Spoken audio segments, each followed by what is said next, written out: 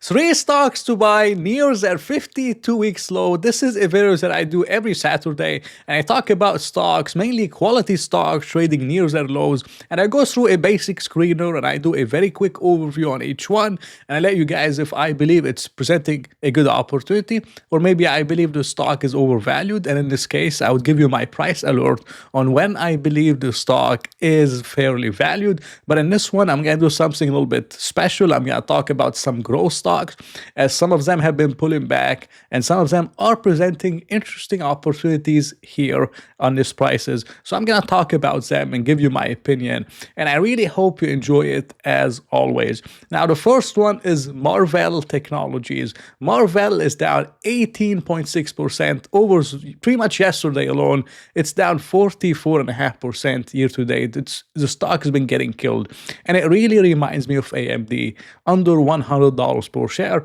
when we were talking about it on YouTube.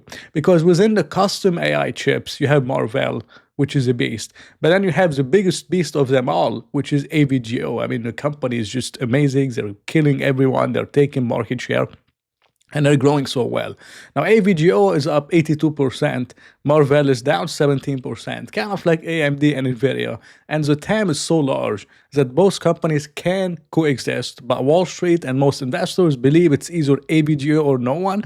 And the truth is it's not true, and both of those companies will coexist. Now, the main business of the company Marvell is their custom AI chips for AI data centers and other kind of applications. But the custom AI chips have been booming for AVGO and Marvell because companies like Amazon and Microsoft are developing their own in-house capabilities to reduce their dependence on NVIDIA, and they're using the services of Marvell and the services of AVGO to achieve this goal. So if you're betting on AVGO or a company like Marvell, you're pretty much betting kind of against NVIDIA's dominance. I mean, Microsoft and Amazon will keep using NVIDIA chips, but for certain applications, they don't want to rely 100% on NVIDIA.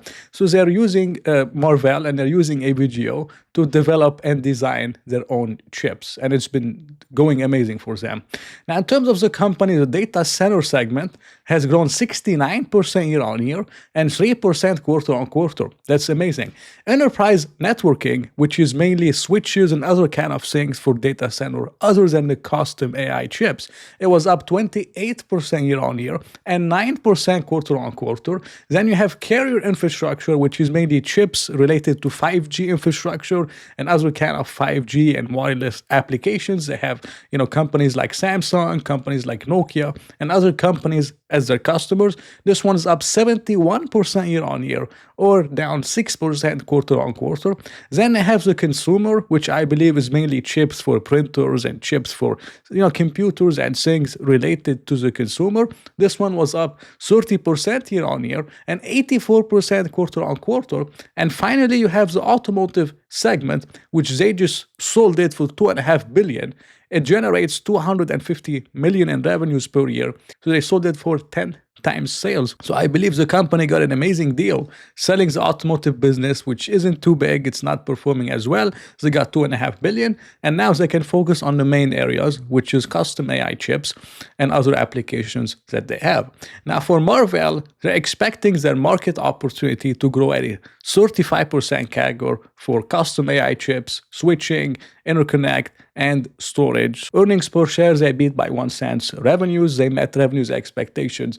And revenues in general, again, 58% year on year and 6% quarter on quarter. Now, I showed you all those things, and you might be asking yourself, why is the stock going down? If the company is so amazing and they're growing 58%, insane numbers, why is the stock going down?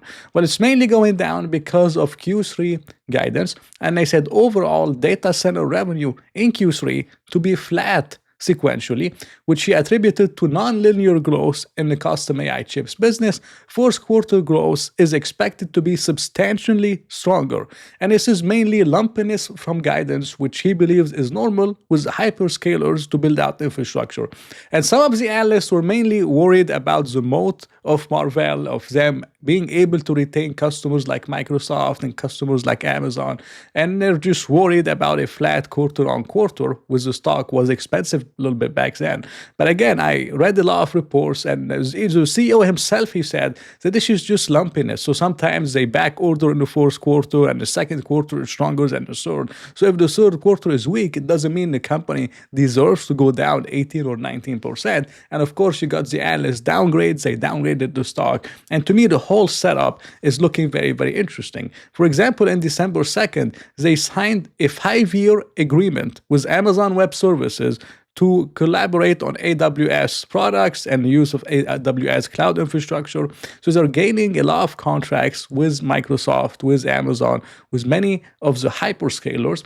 And we look at the company's PE ratio, it's now trading at 20 times earnings. 20 times earnings for a company that's pretty much at the center of AI growth, at the center of data centers. It was trading at 50 times not long ago. Now it's trading at 20 times earnings, and the company is expected to continue growing 21%, 24, 20%. So you're pretty much buying it below 1 PEG ratio, below 1 time price to earnings growth. And that normally doesn't happen very often with a lot of companies. That's how AMD was under $100, and people said it can't, exist because then you have Nvidia. And it's the same thing here with AVGO and Marvell.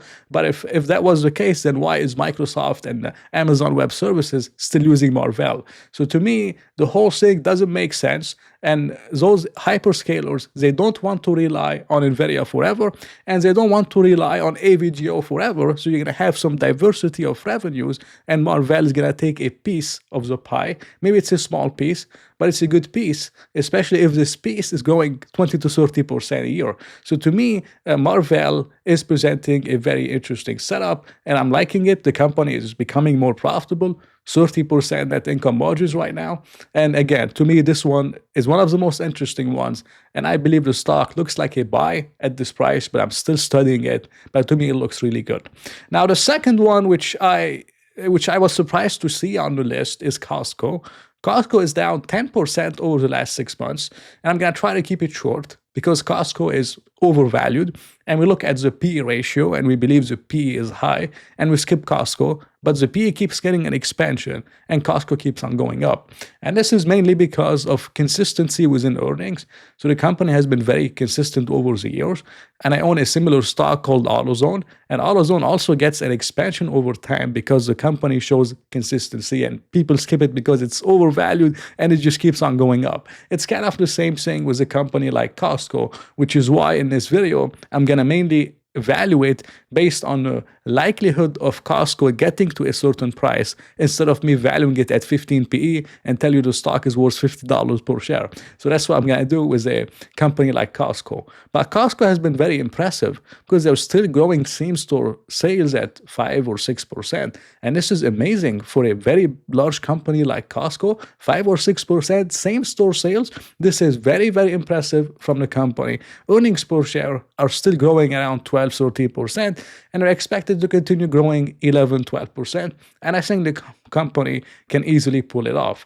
Now, I did something very simple. I took the current earnings per share of 18, I can put it here, the current earnings per share of $18.09 per share for the next 5 years, and I estimated 12% earnings per share growth. I got $31.88 in earnings per share 5 years from now. Now, I used two estimates for PE ratio. The first PE ratio that I used to estimate CostCO is the current one at 48 times earnings. So assuming CostCO gets no multiple expansion, no multiple contraction, and 12% earnings per share growth, what price would I have to buy it at to double my money in 5 years or get at least a 15% return per year?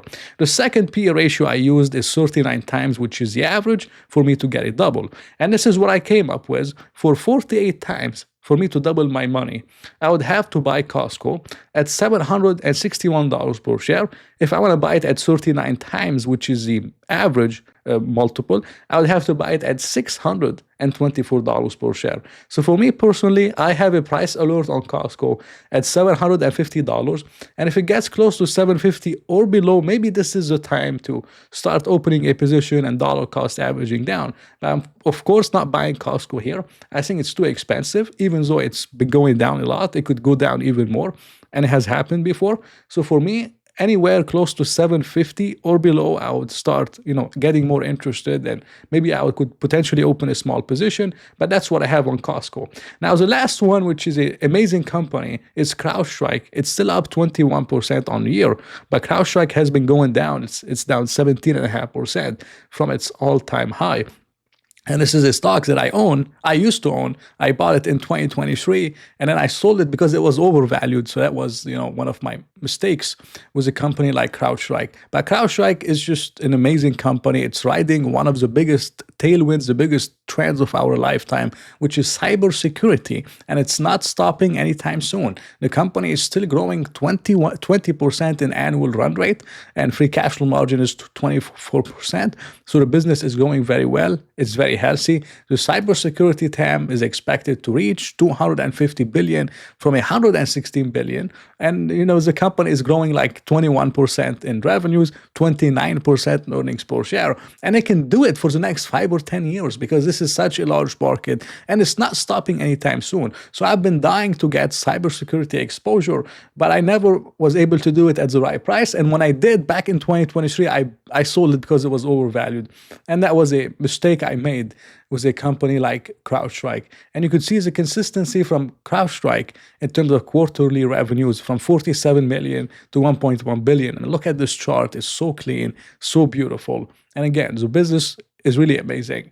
And you could buy cheaper ones. So you could buy a cheaper, maybe Zscaler or other platforms or Sentinel One.